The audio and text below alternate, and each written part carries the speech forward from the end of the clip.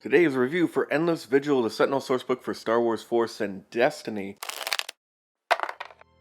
Player choices species, we got Gand, Moon, Mun, and Pantoran.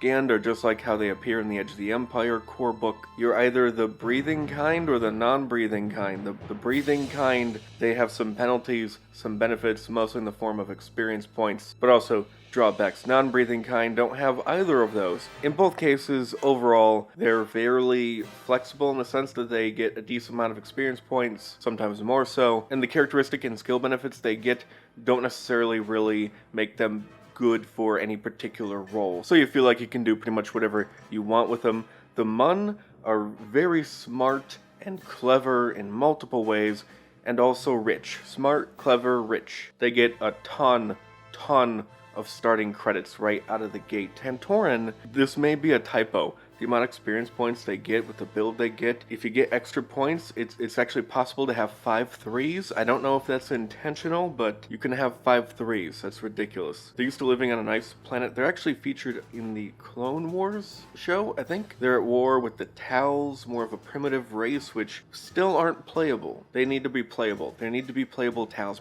maybe in that new species book. Anyway, Pantorans in here. They're near broken. Play one.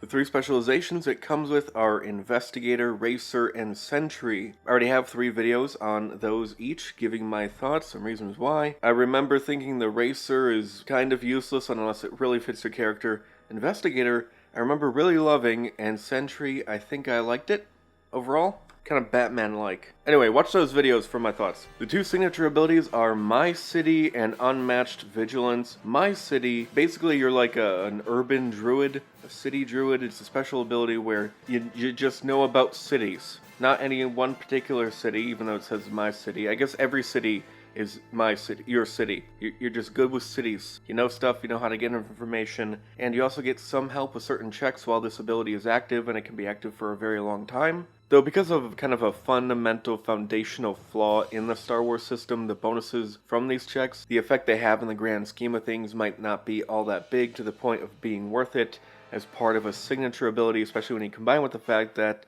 the core part of the ability is just gaining information, which requires a lot of description by the GM how exactly this information is found or known, maybe participation of the player, for it to be really interesting. Otherwise, the GM is just telling the party what to do next. I don't find that to be overly interesting gameplay. It's really more of a way of skipping over gameplay than it is anything else. It's going to fit some investigative-minded characters very well, so thematically it works. But if not, you're probably going to want the other one, Unmatched Vigilance, which is basically, it allows for manipulation of the initiative order. In general, it's better to have you and your people go first, but you also have upgrades which will provide buffs and debuffs so that even if one of your team members goes after your enemies, there's still some benefit to it. So either way, it's all good for you. Manipulate is the force power, the 1 force power. Some books get 2, some get 1 for some reason. Presumably this one makes up for it in other areas, I guess. I would say it doesn't, but less things I have to talk about, which is nice. So manipulate. You manipulate mechanical stuff on the molecular level. Repair tech stuff, ships, droids, heal NPC droids, or any droids, not just NPC. So if you have a couple droid party members, obviously the use of this is going to scale upward. You can even do some buffs, buff your ship, and you can also use this offensively to a certain degree. If you're attacking ships or droids, this will help you with that, and you get some general help with techie stuff, mostly mechanics, but also computer skills as well. As far as equipment goes, let's see, we got some blasters, not much to say. We're saying light whip. We have a freaking light whip. I hate the light whip. It's so dumb. Ever since I first read about it in the Darth Bane books, it's just dumb. Look at it. Look how dumb it is. It's so dumb.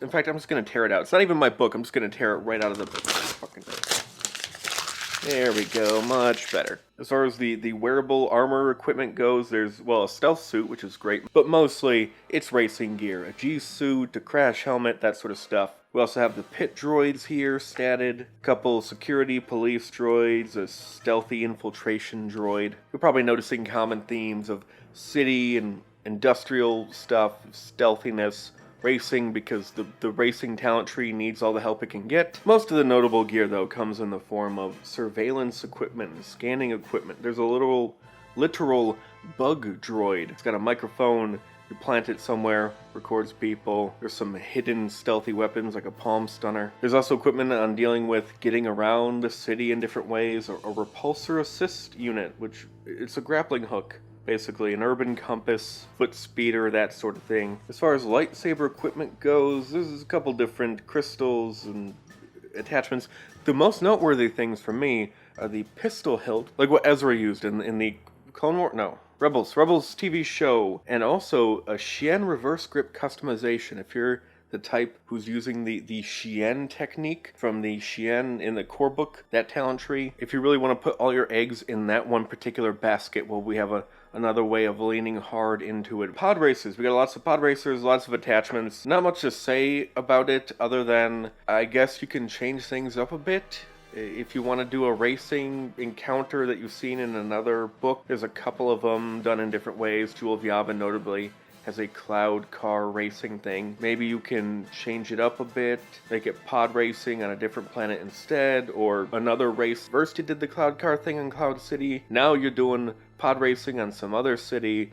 Maybe you're changing the base rules up a bit, and also you have this new content, the pod racers and attachments. Similar to what your players did before early in the campaign, but with some changes. As far as ships go, it looks like we have an early version of the A-Wing, and far more interesting to me, the Cygnus Spaceworks Eta-class shuttle, which would make for a pretty good starting ship because it can mount up to 4 speeder bikes, which are also statted in here, specific Undakar jump speeder. It comes with some of those already. You can buy more to fill it out. That would be an excellent starting resource. You can have a lot of utility and usefulness out of a shuttle that comes with its own small vehicles underneath. Next we have charts on top of charts on top of charts, more charts than you'll ever know what to do with. First of all, a couple of them are mostly focused on just helping to bring to life the feel of doing encounters in a city, making it feel kind of special, a bit different than your typical encounters, spending results on urban encounters in general, and then also more specific aspects of that. A chart on crowds,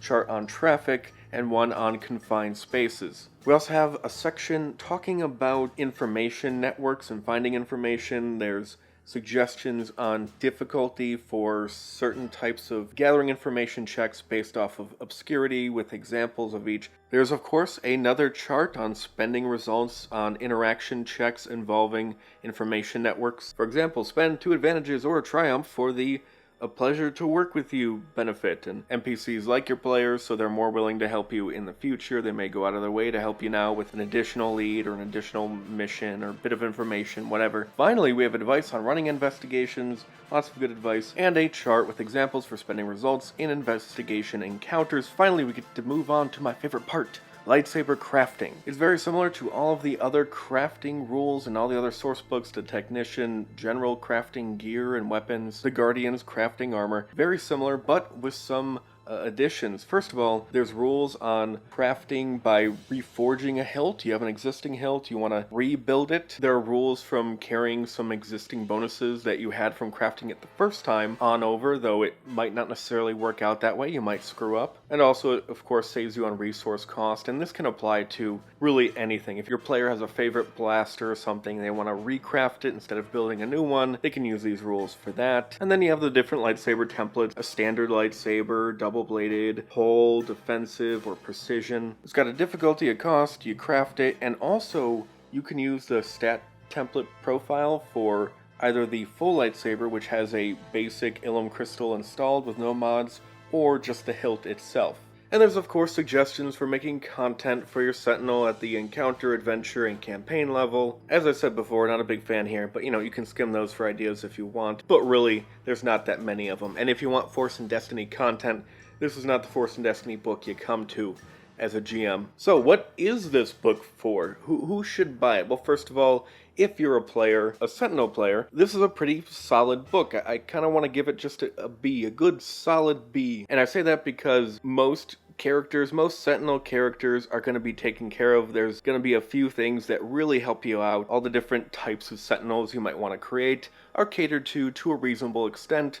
to the point to where you're not going to feel like you wasted your money. But at the same time, I doubt there's probably very few Sentinel players who are going to look through this book and be wowed and amazed at every single section. Every single section, there's some new, cool, awesome thing that really fits their character really well. Most Sentinel players are going to have a section or two where they see it, go, meh, and then just flip to something they actually care about. And that's fine, of course, nothing wrong with that, but it just makes it a solid book for Sentinel players. It isn't so amazing to where you absolutely have to buy it, but if you do buy it, you're not going to regret your purchase. Now, as a GM to buy this book, potentially this could be really good because I've covered a lot of books so far. The Consular, Mystic Sourcebook, and the Nexus of Power, whose review probably isn't out yet. They're very much focused on discovering the ancient aspect of the Force, going through ancient ruins, learning ancient secrets, very old-timey stuff. It might be nice to have a change of pace in your Force and Destiny campaign to have it centered in a city. There's a lot of stuff here that helps bring a set of city encounters, adventure to life. Maybe a nice way of easing into the more archaeology, ancient secret, Indiana Jones, Jedi type stuff you're gonna be exploring. Dip your toe into it slowly, or just mix things up a bit by spending some time in the city. But while there is a lot to help bring cities to life in general, it's not really necessary.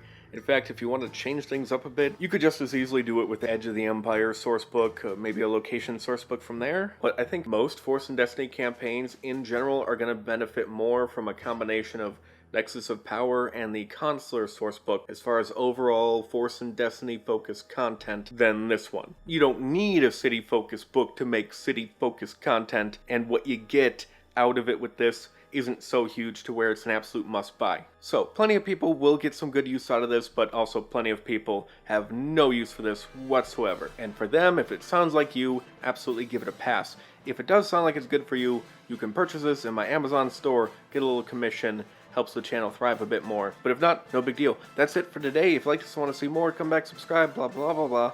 The end.